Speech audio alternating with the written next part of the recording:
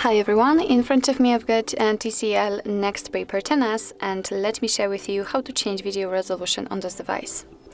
So first of all, let's open the camera app, and since we are in the standard photo mode, which is called auto mode here, we have to switch to the video one. So let's tap on the video, and as you can see, since it is highlighted in this yellowish color, and if you can see this red dot inside the shutter button, it means that for sure you're on the video mode.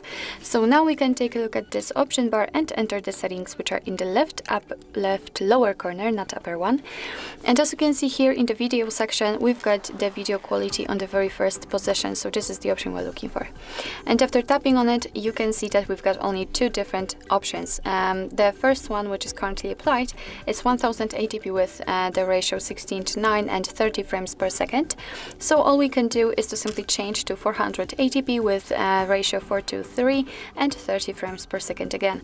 So all you have to do is to simply tap on this option, and as you can see, it is immediately notified right here, which means that from now on your device will use the chosen quality to record the videos. But I highly recommend to keep this first option applied, as it is the best possible here.